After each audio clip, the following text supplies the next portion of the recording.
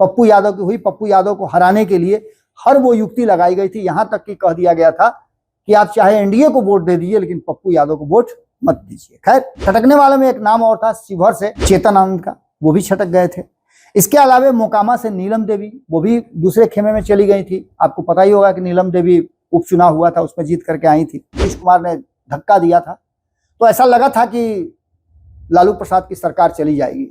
राबड़ी देवी मुख्यमंत्री थी, लेकिन किसी भी तरह से सरकार बनाने में सफल हो गए और 7 दिन के अंदर में ही मुख्यमंत्री की कुर्सी पर बैठने से पहले नीतीश कुमार को इस्तीफा देना पड़ा था। नोरमा ग्रुप, जो सोचता है वो करता है, आपके अपने सपनों का आशियाना।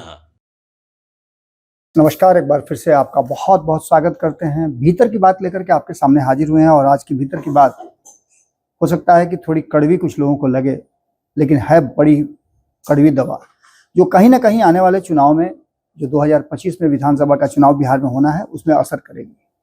क्या तेजस्वी यादव ने फैसला लिया है, उस फैसले पर वो अमल करेंगे? क्या उनके रडार पर जो 40 के आसपास विधानसभा और विधानसभा के उम्मीदवार हैं, जिसमें कई विधायक हैं, कई लोग तो मंत्री भी रह चुके हैं, क्या उनका टिकट कटेगा? इन सभी विषयों पर बात करेंगे और उसके पीछे कई तर्क हैं, कई कारण हैं, जिसको हम आपको बताना चाहेंगे। और इसके बाद यह स्थापित होगा कि आखिरकार तेजस्वी यादव किस रास्ते आगे निकलना चाहते हैं। 2025 का चुनाव एक टर्निंग पॉइंट है, जहां तेजस्वी यादव हर हाल में, जो सर्वे रिपोर्ट है उसके आधार पर जो बातें, जो परसेप्शन आ रहे हैं कि तेजस्वी यादव मुख्यमंत्री का चेहरा है, कांटे की टक्कर है, इसमें तेजस्वी यादव अपना ग्राफ कैसे बढ़ाएंगे, उसको लेकर के एक रणनीति जो बनाई जा रही है, उस रणनीति का यह हिस्सा है कई लोगों का टिकट कटना। ये वो लोग हैं जो लगातार हैं तो राष्ट्रीय जनता दल में, लेकिन उन्हें सिर्फ टिकट से मतलब है। 5 साल में उनके कार्यकाल को लेकर के, या फिर 2024 में जो चुनाव हुए हैं उसमें तेजस्वी यादव को झटका लगा है, उसको लेकर के भी तेजस्वी यादव ने माइक्रो लेवल पे मंथन किया है। खुद ही घूम घूम करके, आपको पता ही होगा कि वो घूम घूम करके और लोगों को अपने पाले में कर रहे थे। कई लोगों ने तो बीच में ही रास्ता छोड़ दिया, बदल दिया, या तेजस्वी यादव को छोड़ दिया। वैसे लोग भी उस रडार पर हैं। आपको बताते हैं कि याद कीजिए, जब लालू प्रसाद अपना किडनी ट्रांसप्लांट कराने जा रहे थे, तो उन्होंने अपनी राष्ट्रीय कार्यकारिणी की बैठक बुलाई थी, और उस राष्ट्रीय कार्यकारिणी की बैठक दिल्ली में जो हुई थी, उस बैठक में कई फैसले लिए गए थे। वो फैसले आपको याद भी होंगे। उन्हीं फैसलों पर एक तरह से समझिए तो अभी तक सब कुछ चल रहा है। आगामी 5 तारीख को फिर से स्थापना दिवस है, और उस स्थापना दिवस संभवतः 29वां स्थापना दिवस होगा, और उस स्थापना दिवस में जो बातें निकल करके आएंगी, लालू प्रसाद को एक बार फिर से कमान दिया गया है, लेकिन करता सब कुछ तेजस्वी यादव के हाथ में है। सारे फैसले जो हैं वो तेजस्वी यादव ले रहे हैं, और उन्हीं के फैसलों के तहत जो 75 सीटें वो जीत करके आए थे, जिसमें आपको याद भी होगा कि 2020 में 144 सीटों पर वो चुनाव लड़े थे, और उसमें से 75 जीत करके आए थे, जिसमें बाद में कई लोग उनकी पार्टी से मिले भी। AIMIM के 4 लोग मिले थे, तो 79 के आसपास हो गए थे। लेकिन अब वही तेजस्वी यादव घट करके नीचे आ गए हैं, 1 नंबर से अब दूसरे नंबर पर आ गए हैं, और 1 नंबर की पार्टी भारतीय जनता पार्टी बन गई है। अब इन्हीं सब के बीच जो है, तेजस्वी यादव की टीम ने, जो थिंक टैंक उनका, वो तैयार हुआ है कि वो किस आधार पर आगे की रणनीति पर काम करेगा। तो इसमें सबसे बड़ी बात है कि जो तेजस्वी यादव ने सर्वे कराए हैं, उन सर्वे में 41 सीटों को आइडेंटिफाई किया है, जिसमें आपको बता दें कि समस्तीपुर की 10 सीटें हैं जो लोकसभा चुनाव के आधार पर, और बाकी जो और भी फीडबैक जो आया है, सर्वे एजेंसियों ने जो सर्वे करके दिया है, और जो अपने स्तर से भी उन्होंने सर्वे कराया है, उसमें समस्तीपुर की 10 जो विधानसभा की सीटें हैं उस पर उनकी पूरी नजर है, फोकस है। दरभंगा की 10 सीटें, मधुबनी की 10 सीट है, मुजफ्फरपुर की 11 सीटें हैं। कुल मिलाकर के ये 41 सीटें होती हैं, और इन 41 सीटों पर उनका विशेष फोकस जो है वो इस चुनाव में है। ये वो सीटें हैं जो तेजस्वी यादव को मुख्यमंत्री की कुर्सी तक पहुंचा भी सकती हैं और कुर्सी से वंचित भी कर सकती हैं। इसलिए इस पर बहुत ही गंभीरता से वो विचार भी कर रहे हैं। और इनमें सबसे बड़ी बात है कि जो पाला बदलने वाले हैं, उन 5 लोगों को तो वो पूरी तरह से भूल गए हैं। अब उस पर नए लोगों को कैसे एडजस्ट किया जाए, उसकी भी तैयारी आपने देखी होगी। हाल फिलहाल में कई लोगों ने नवादा से ज्वाइन भी किया है, कई लोग उनकी पार्टी छोड़ करके अब जाने वाले भी हैं, कई लोग तो चले भी गए हैं। जाने वालों में सूर्यगढ़ा से प्रहलाद यादव थे, जो बहुमत साबित कर, जब 2024 में नीतीश कुमार को करना था, बहुत इंतजाम किया गया था कि कोई भी छटक के इधर उधर नहीं जाए, लेकिन प्रहलाद यादव छटक गए थे। छटकने वालों में एक नाम और था, शिवहर से चेतन आनंद का, वो भी छटक गए थे। इसके अलावा मोकामा से नीलम देवी, वो भी दूसरे खेमे में चली गई थी। आपको पता ही होगा कि नीलम देवी उपचुनाव हुआ था, उसमें जीत करके आई थी। मोहनिया से संगीता देवी, ये भी छटक करके चली गई हैं। ये तो भारतीय जनता पार्टी में है, लेकिन राष्ट्रीय जनता दल से एक सीट उन्होंने कम करा दिया है। इसके अलावा भभुआ से भरत बिंद है, ये भी छोड़ करके चले गए हैं। 2024 के चुनाव से पहले ये सभी लोग छोड़ के गए थे, जब बहुमत नीतीश कुमार को साबित करना था, महागठबंधन से एनडीए की तरफ गए थे। तो इसके अलावा आपको बता दें कि 2024 में खुद तेजस्वी यादव 23 सीटों पर चुनाव लड़े थे और 3 सीट उन्होंने अपने ही हिस्से वाली दे दी थी वीआईपी को। वीआईपी तीनों सीट हार गई, लेकिन फायदा उसका जो है वो तेजस्वी यादव को मिला था, क्योंकि मुकेश सहनी का वोट ट्रांसफर हुआ था महागठबंधन में, और उसका नतीजा था कि 23 में से 4 सीटें जीत करके तेजस्वी यादव की राष्ट्रीय जनता दल आई। इसमें सबसे बड़ी बात थी कि इन 19 लोकसभा सीटों में जिसमें वो हारे थे, उसको लेकर के भी जबरदस्त मंथन उन्होंने किया। और इसमें जो हार वाले क्षेत्र थे, उसमें बात करें तो अररिया और मधेपुरा, ये 2 ऐसे क्षेत्र थे जहां मात्र उनके एक विधायक हैं, सिर्फ एक विधायक हैं। और कुछ क्षेत्र तो ऐसे हैं, पूर्णिया और वाल्मीकि नगर, जहां उनके कोई भी विधायक नहीं है। हालांकि पूर्णिया की कहानी तो आपको अच्छी तरह से पता होगी, हमने आपको बताया भी था, और आपको पता भी होगा पूर्णिया बहुत ज्यादा दिल के करीब था तेजस्वी यादव के, लेकिन हार गए। हालांकि वहां जीत यादव समाज से ही आने वाले पप्पू यादव की हुई। पप्पू यादव को हराने के लिए हर वो युक्ति लगाई गई थी, यहां तक कि कह दिया गया था कि आप चाहे एनडीए को वोट दे दीजिए, लेकिन पप्पू यादव को वोट मत दीजिए। खैर, इन सारी बातों से हम आगे निकलते हैं। और अब इसमें ऐसे लोग भी हैं, 5 ऐसे विधायक थे जो चुनाव लड़े थे लोकसभा का, उन अपने क्षेत्र में भी वो बेहतर प्रदर्शन नहीं कर पाए। कुछ लोग तो जीत भी गए हैं, लेकिन कुछ लोगों का प्रदर्शन बहुत ही निराशाजनक रहा। खुद वो अपने विधानसभा में, जिस विधानसभा के वो रहने वाले हैं, वहां से उनकी बुरी गति हो गई। इनमें से सिवान के अवध बिहारी चौधरी थे, तीसरे स्थान पर फेंका गए। हिना साहब दूसरे स्थान पर रहीं, और विजय लक्ष्मी वहां से जनता दल यूनाइटेड की जीत करके आई। बहुत उम्मीद था, बहुत आशा थी। बाद में आपको पता ही होगा कि 24 के चुनाव के बाद हिना साहब और उनके पुत्र ओसामा दोनों ने राष्ट्रीय जनता दल ज्वाइन कर लिया। अब आगे क्या होगा देखा जाएगा कि उसमें क्या कुछ निकल के सामने आता है। वहीं सिवान से बताएं आपको तो रोहिणी आचार्य को खड़ा किया गया था, न किसी सदन में वो थी, लेकिन हार गई। हारने का आंकड़ा तो है बहुत ज्यादा लंबा चौड़ा नहीं रहा, लेकिन यहाँ से राजीव प्रताप रूढ़ी एक बार फिर से चुनाव जीत गए। यहाँ भी कई क्षेत्रों में राजद का प्रदर्शन बेहतर नहीं था।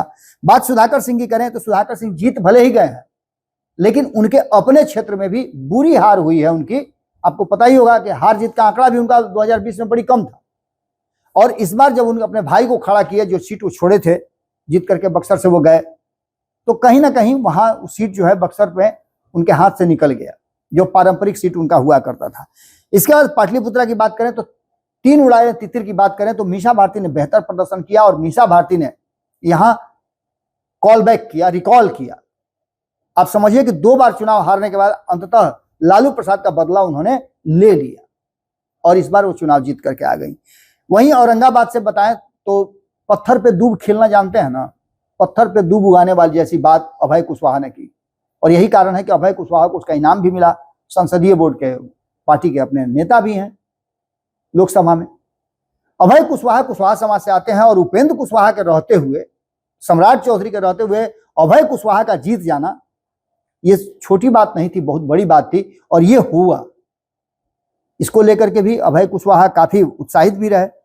इसको लेकर के तेजस्वी यादव को भी लगा कि एक नए समीकरण के साथ वो जुड़ रहे हैं, इसलिए आपको याद होगा कि कई कुशवाहा को उन्होंने टिकट भी दिया था, और आगे भी इस तरह की चीजें कर रहे हैं।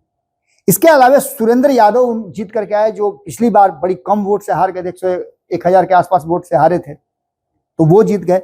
इसमें इन सबके बीच में अब एक नया अमेंडमेंट जो हुआ है, वो भी तेजस्वी यादव कहीं ना कहीं देख रहे हैं, इसलिए वो कई लोगों पर उनकी नजर है, और कई लोग टिकट कटने वाला है। इसमें सबसे बड़ा फैक्टर बन करके उभरने वाले हैं तेज प्रताप। आपको याद होगा 2019 में तेज प्रताप ने विद्रोह किया था। सुरेंद्र यादव हारे भी थे, तो उनके विरुद्ध उन्होंने अपने उम्मीदवार खड़ा किए थे, और भी कई लोगों के विरुद्ध उन्होंने उम्मीदवार खड़ा किए थे। ये सारी बातें आपको पता है। चंद्रिका राय के विरुद्ध भी उम्मीदवार खड़े हुए थे। और इन सबको लेकर के जो परिस्थितियां बनी उसमें राष्ट्रीय जनता दल जो है उतार चढ़ाव की राजनीति से गुजरती नजर आई। लेकिन इस बार तेजस्वी यादव को पूरा उम्मीद है कि जो सर्वे रिपोर्ट है उसके आधार पर और जिस तरह से एनडीए गठबंधन में लग रहा है कि थोड़ा बहुत 19-20 होगा, सीट शेयरिंग का समझौता होते होते एनडीए गठबंधन में कुछ होगा। अभी आपने देखा भी होगा कि जब हम खबर आप कर रहे हैं उस समय आपको पता होगा कि 2 जगह जबरदस्त रैली चल रही है। पटना में 2 कार्यक्रम चल रहे हैं, एक तो वक्फ बोर्ड वाला चल रहा है, दूसरा एक कार्यक्रम हुआ वैश्य समाज को अपनी तरफ करने के लिए राष्ट्रीय जनता दल ने जिम्मेवारी ली। उनके विधायक जो हैं पहले मंत्री भी रहे हैं समीर महासेठ, उन्होंने जिम्मेवारी ली थी। बहुत ज़्यादा सफल तो नहीं हुए, जो तस्वीरें आ रही हैं वो काफ़ी डरावनी हैं, आपने देखे भी होगी, लेकिन हम इन खबरों को बहुत ज़्यादा तरजीह नहीं देते हैं। वास्तविकता यह है कि तेजस्वी यादव को भी भाषण देने में अच्छा नहीं लगा होगा, बहुत स्लाइटली वो छोटा सा भाषण देकर के निकल गए। लेकिन वक्फ बिल वाले में खूब गरजे, उसके विरोध में गांधी मैदान में जो सभा जुटाई गई थी विरोध प्रदर्शन के लिए, उसमें कई दल के लोग जुटे थे, उसमें तेजस्वी यादव भी पहुंचे थे और तेजस्वी यादव ने खूब गरजे। दूसरी तरफ राजगीर में चिराग पासवान एकदम बिल्कुल उन्होंने पन्ना ही पलट दिया और जिस तरह से मंच पर देखने को मिला, नमन जी का कार्यक्रम आप देखिएगा जरूर। नमन जी ने तो एक ट्वीट भी किया है, एक्स पे उन्होंने लिखा भी है कि जो गाना चल रहा था कि चिराग मुख्यमंत्री बनेंगे तो शांभवी चौधरी वहां सर हिला रही थी, और भी लोग थे, राजेश वर्मा भी सर हिला रहे थे, और भी काफी लोग एंजॉय कर रहे थे इस गाना को, और चिराग पासवान को मुख्यमंत्री बनाने की बात कही जा रही थी। खैर, इन सारी बातों के साथ साथ मुख्यमंत्री की दौड़ में तेजस्वी यादव हैं और उनको फूक फूक के कदम रखना है, इसलिए उन्होंने अपनी तैयारी पूरी तरह से कर ली है। और उस तैयारी में 21 लोगों का टिकट कटने का पूरा एकदम समझिए लाल कलम से लग गया है। उन लोगों का टिकट कटेगा, ये 21 लोग इन्हीं में से हैं। जो 41 लोगों की मैंने बात की उनमें से 21 लोग हैं। आपको याद होगा कि 2024 के चुनाव में जो विधानसभा में बढ़त प्राप्त हुई थी उसमें मात्र 39 के आसपास, 38-40 के बीच में 39 के आसपास विधानसभाओं में तेजस्वी यादव को बढ़त मिली थी, जबकि आपको पता होगा कि वो 75 जीत करके आए हैं, 4 लोगों को अपनी तरफ मिला भी लिया था। लेकिन इन सब के बावजूद परिस्थितियां बदली। हम 2000 से अगर आंकड़ों को देखें, जब से उतार चढ़ाव हुआ है राजनीति में, खास करके अगर राष्ट्रीय जनता दल की राजनीति की बात करें तो 2000 से उतार चढ़ाव शुरू हुआ है। 2000 में एक बार नीतीश कुमार ने धक्का दिया था तो ऐसा लगा था कि लालू प्रसाद की सरकार चली जाएगी, राबड़ी देवी मुख्यमंत्री थी, लेकिन किसी भी तरह से सरकार बनाने में सफल हो गए और 7 दिन के अंदर में ही मुख्यमंत्री की कुर्सी पर बैठने से पहले नीतीश कुमार को इस्तीफा देना पड़ा था। इसके बाद बात 2005 में आई, राबड़ी देवी 2000 में तो मुख्यमंत्री बन गई, लेकिन 2005 में जब फरवरी में चुनाव हुआ तो उनको बहुमत नहीं आया और कोई उनका साथ देने के लिए तैयार नहीं था।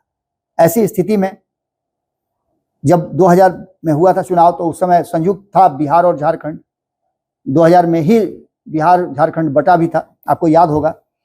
तो 324 सीटों का बिहार का विधानसभा था और उसमें 293 पर चुनाव लड़े थे लालू प्रसाद, 124 जीत करके आए थे, जबकि 163 सीटों पे बहुमत साबित होना था, नहीं बहुमत प्राप्त कर पाए थे। बाद में फिर उठापटक हुआ और कई लोग साथ दिए, उसके बाद से फिर उनका बहुमत साबित हुआ। 2005 के फरवरी में 215 सीटों पर चुनाव लड़े थे, मात्र 75 जीत करके आए थे और उस समय भी उनका बहुमत नहीं आ पाया था। नीतीश कुमार भी मजबूती के साथ चुनाव लड़े थे। अब ऐसी स्थिति में वहां से राष्ट्रपति शासन लग गया और अक्टूबर में फिर 2005 में 6 महीने के बाद चुनाव हुआ, जहां लालू प्रसाद 175 सीटों पर लड़े थे चुनाव और मात्र 54 सीट जीत करके आए। फिर उसके बाद 2010 में तो और बुरी स्थिति उनकी हो गई। 2010 में 168 सीटों पर चुनाव लड़े, मात्र 22 जीत करके आए और यही वो समय था कि लालू प्रसाद अपने पूरे परिवार के साथ दिल्ली शिफ्ट करने वाले थे। लेकिन फिर 2013 में मौका आया, नीतीश कुमार उनको लेकर के फिर से सरकार उनके दम पर बनाए जब एनडीए से बाहर हुए और लालू प्रसाद का दिन फिर से लौट गया, जिसमें तेजस्वी यादव और तेज प्रताप यादव के साथ बाकी के परिवार के लोगों को भी उन्होंने राजनीति में कहीं ना कहीं व्यवस्थ कर दिया। उसके बाद 2015 के चुनाव की बात करें तो 101 सीटों पे चुनाव लड़े, 80 सीट जीत करके आए। यहाँ नीतीश कुमार उनके साथ थे और कांग्रेस साथ में थी। नीतीश कुमार भी जीत करके आए थे 71 सीटें और कांग्रेस भी 27 सीट जीत करके आई थी। अच्छी सरकार बनी, लेकिन ये भी सरकार नहीं चल पाई। नीतीश कुमार 17 में फिर से वापस चले गए एनडीए में और यहाँ से फिर से स्थिति बदल गई। 2019 का चुनाव हुआ, 2020 के चुनाव में भी नीतीश कुमार के अगेंस्ट 144 सीटों पे लड़ करके मात्र 75 सीटें जीत करके आए। सरकार बनाने से करीब 10 सीट कम हो गए, 7-8 सीट, 115 जीत करके आए थे, 122 बनाना था, 7 सीटें उनको चाहिए थी, लेकिन उसका इंतजाम नहीं हो पाया। तो ऐसी स्थिति में इस बार इससे चूकना नहीं चाहते हैं। कई ऐसी बातें हैं जिसको लेकर के इस बार रणनीति बनाई जा रही है। उस रणनीति में कई ऐसे नाम हैं। लालू प्रसाद जिस तरह से राष्ट्रीय जनता दल की सोच को लेकर के आगे बढ़ रहे हैं, लालू प्रसाद के आइडिया को लेकर के तेजस्वी यादव बीच में छोड़ दिए थे, लेकिन अब वो उस आइडिया को आगे बढ़ाने के लिए तैयार हैं। उसी आइडिया के तहत आपको बता दें कि 75 में से 21 ऐसे उनके जो विधायक हैं जिन पर गाज गिरने की उम्मीद जताई जा रही है। ये कौन कौन लोग हैं, इनका लिस्ट बहुत जल्दी होगा। कई लोगों को तो आप देख रहे होंगे संशय में कई लोग हैं। अब इन सभी बातों के साथ साथ जो बेसिक फैक्ट है उसमें 2020 के चुनाव में 75 विधायक जीत करके आए थे, इनमें से 5 अब पाला बदल चुके हैं। ये बात तो हमने आपको पहले ही बता दी है। इसके अलावा आपको बताएं कि 2024 के चुनाव में भी हमने आपको बता दिया कि 23 सीटों पे चुनाव लड़ने के बाद 4 जीत करके आए, 19 सीट पर हारे थे। और इस 19 सीट पर क्यों हारे, इसका मंथन के बाद कई लोगों को आइडेंटिफाई किया गया और कई विधायकों पर गाज गिरने वाली है। ये भी बातें लगभग क्लियर हो चुकी हैं। इसके अलावा अगर बात करें हम तो हार जीत के आंकड़ों में अगर देखें तो अवध बिहारी चौधरी की बात कर लें तो अवध बिहारी चौधरी तीसरे नंबर पे आ गए थे, जो कि विधायक भी थे। आपको पता होगा कि जब फिर सरकार जो बनी थी 2022 में, नीतीश कुमार जब एनडीए छोड़ करके महागठबंधन पर आए थे तो वो विधानसभा के अध्यक्ष भी हुआ करते थे। वो अपने जो उनका विधानसभा है उस विधानसभा में भी उनकी बुरी गति हुई और वहां भी वो हार गए। यही हाल हुआ कि सारण में भी बहुत अच्छा रिकॉर्ड नहीं रह सका, जबकि कई विधायक थे। सुधाकर सिंह बक्सर से जीत करके आए, मीसा भारती जीत करके आई, अभय कुशवाहा जीत करके आए, सुरेंद्र यादव जीत करके आए। ये 4 लोग जीत करके आए, जबकि चुनाव लड़ने वालों की लिस्ट में एक से एक दिग्गज थे। पूर्णिया में बीमा भारती बुरी तरह से तीसरे नंबर पर फेंका गई और उनको विधानसभा लड़ाया गया तो वहां भी वो हार गई। अब इन सभी बातों को लेकर के शिवहर में ऋतु जायसवाल चुनाव लड़ी थी। वहां बेलसंड जो कि उनका क्षेत्र है जहां राष्ट्रीय जनता दल है, वहां भी बुरी तरह से परास्त हुए। अब गाज गिरना तो आप समझ ही सकते हैं कि लाजमी होगा। यही बात अगर करें हम तो और कई सीटें हैं, जिसमें आपको उजियारपुर की बात कर लें तो यहां भी लगभग स्थितियां वही है। भारतीय जनता पार्टी जीती, राजद में 72,376 वोट मिले, जबकि भाजपा मोरवा जो उनका विधायक है वहां की स्थिति बता रहे हैं कि 72,376 वोट मिले, जबकि भाजपा को 86,000, यानी यहां भी भारतीय जनता पार्टी ने लीड लिया। सीतामढ़ी की बात करें तो सीतामढ़ी में भी कमोबेश यही थी। बाजपट्टी में भारतीय जनता पार्टी को बढ़त मिली, राजद वहां पिछड़ गई। मधुबनी में भी लगभग यही बात हुई। मधुबनी में भी 1 लाख के आसपास वोट मिले भाजपा को, जबकि यहां से समीर कुमार महासेठ थे और समीर कुमार महासेठ की बात करें तो आप समझ ही रहे हैं, मात्र 70,000 वोट आया था मधुबनी में। समीर कुमार महासेठ जब हम खबर आपके सामने कर रहे हैं तो बुलाए थे वैसे सम्मेलन बापू सभागार में, पूरा खाली नजर आ रहा था। अब क्यों खाली नजर आ रहा था, क्या था, वो तो आप समझ ही सकते हैं बात। वहीं दरभंगा की बात करें तो दरभंगा में भी विधायक रहते हुए बुरी तरह से हार गए और मात्र राजद को 64,000 के आसपास वोट मिला, जबकि 88,000 से ज्यादा वोट भाजपा को आया। यहां भी बुरी स्थिति थी। इसके अलावा सुपौल की बात करें तो सुपौल में भी राजद को 76,000 वोट आया और 93,000 वोट जो है वो आया जनता दल यूनाइटेड को, दिलेश्वर कामत को। इससे भी अंदाजा आप लगा सकते हैं। तो ये जो परिस्थितियां हैं, वैशाली की भी बात कर लीजिए तो मीनापुर में राजद के विधायक हैं और यहाँ स्थिति ये है कि यहाँ से 73,000 वोट लेकर के आती है राजद और 94,000 वोट लेकर के आती है लोक जनशक्ति पार्टी रामविलास। हाजीपुर में भी यही स्थिति हुआ। महुआ और राघोपुर, यहाँ तक कि तेजस्वी यादव पर भी तलवार लटक रही है। तेजस्वी यादव भी अपने क्षेत्र में अपनी पार्टी को बढ़त नहीं दिला पाए, जबकि आपको बता दें कि तेजस्वी यादव अपने क्षेत्र में बढ़त बनाने में कामयाब हुए। तेजस्वी यादव ने हाजीपुर क्षेत्र में आता है उनका, हाजीपुर लोकसभा क्षेत्र में, और तेजस्वी यादव ने राजद को 98,000 से ज्यादा वोट दिलवाए। वहीं रामविलास पासवान की पार्टी लोक जनशक्ति पार्टी को मिला मात्र 87,000 वोट, यानी यहां पर तेजस्वी यादव की बढ़त कायम हुई। बात महुआ की करें तो महुआ में राजद का विधायक है और यहाँ विधायक जी बहुत पिछड़ गए। 68,000 से के आसपास 69,000 के आसपास मान के चलिए कि उन्होंने वोट दिलवाया अपनी पार्टी को, जबकि 96,000 वोट जो हैं वो एलजेपी को मिला। तो यहाँ भी स्थिति आप समझ ही सकते हैं। बांका की बात करें तो धोरैया में जदयू जीती है, यहाँ राजद को 68,000 वोट मिले, वहीं जदयू को यहाँ 95,000 वोट मिले। तो इनका भी गिरधारी यादव, आप समझ ही सकते हैं कि क्या स्थिति होगी, जीत करके आए थे गिरधारी यादव। शेखपुरा की बात करें तो यहाँ भी आप जानते ही हैं, शेखपुरा में भी लोक जनशक्ति पार्टी को जो है उसको वोट आया 88,000, राजद को यहाँ से 48,000 वोट आए और 62,000 वोट लोक जनशक्ति पार्टी को मिला। यहाँ भी स्थिति वही है। बात रजौली की, नवादा की करें तो रजौली में 64,000 के आसपास वोट आए राजद को और 69,000 वोट भाजपा को मिला। प्रकाश वीर राजद के यहाँ विधायक हैं। वहीं नवादा की बात करें तो यहाँ वीणा देवी हैं। वीणा देवी राजद को मात्र 67,000 वोट दिला पाई, जबकि 69,000 वोट जो है वो मिले भाजपा को। वहीं सिवान की बात करें तो यहाँ तो हमने आपको बता ही दिया है कि यहाँ खुद अपने ही क्षेत्र में जब विधायक जी फिसल गए तो बात ही अलग है। रुपौली की बात करें तो रुपौली में बीमा भारती थी, पलट करके गई थी, उधर चुनाव भी लड़ी लोकसभा का और बुरी तरह से परास्त भी हुई। बीमा भारती को 10,968 वोट मिले थे। निर्दलीय पप्पू यादव को 72,795 वोट मिले। इससे अंदाजा आप कर सकते हैं। संतोष कुशवाहा को जदयू के थे, उनको 97,000 वोट मिले। तो इसका मतलब आप समझ सकते हैं कि पूरी तरह से वो फिसड्डी साबित हुई। ये सारे परिस्थिति और सारी बातों को लेकर के, हालांकि जब बीमा भारती को उपचुनाव लड़ाना था तो तेजस्वी ने मौका दिया था, लेकिन वहां फेल हो गई। अब ये 21 लोग जो हैं इन पर तो गाज गिरनी ही है। बाकी के लोगों की लिस्ट भी तैयार है। लगभग 40 से 41 लोग ऐसे हैं जिन पर इस बार गाज गिरने वाली है। जो 144 लड़े थे, मैं उनकी बात कर रहा हूं।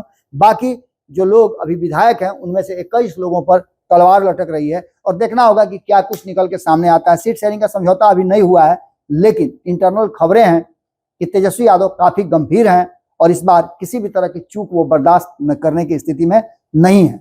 लालू प्रसाद का मार्गदर्शन है और तेजस्वी यादव का मजबूत खूंटा ठोक करके इस बार सरकार बनाने का दावा। देखना होगा कि क्या कुछ निकल के सामने आता है। तेजस्वी यादव ने तैयारियां शुरू कर दी हैं, यानी सीधी तौर पे आप समझ सकते हैं कि कहीं ना कहीं तेजस्वी के रडार पर जो लोग हैं उन लोगों का अब विधायकी खतरे में है। रडार पर लोग हैं खतरे में है और लिस्ट पूरी तरह से रेडी हो चुकी है। जुड़े रहिए भारत लाइव के साथ, खबरों का सिलसिला लगातार जारी है। बहुत बहुत धन्यवाद। आपके सपनों को हमने सजाया है, ई होम्स पैनोरामा को हमने बनाया है। ई होम्स मेरा एक सपना था जिस पे मैं पिछले 4 साल से काम कर रहा था।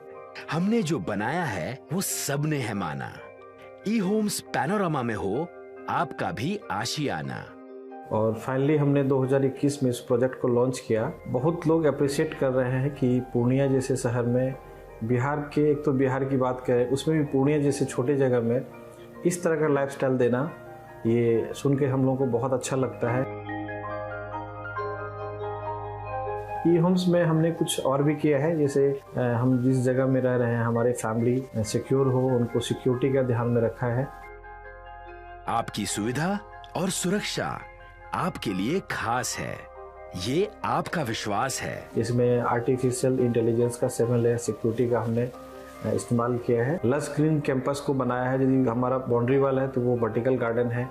ये जितनी भी फैसिलिटी होता है एक इंटरनेशनल टाउनशिप में ई होम्स है, ये हम लोग विश्वास नहीं कर पा रहे हैं। जो भी हमारे मित्र दोस्त या जो भी हमारे बाहर के बाहर आते हैं तो हम लोगों को बहुत अच्छा सुनने को मिलता है और बहुत अच्छा क्रेडिट मिल रहा है। वो सारा हमने सिर्फ एक बिल्डिंग नहीं बनाया, हमें एक बहुत अच्छा लाइफस्टाइल दिया ई होम्स में, और मेरा एक सपना था जिसको मैं आज फुलफिल होते हुए देख पा रहा हूँ।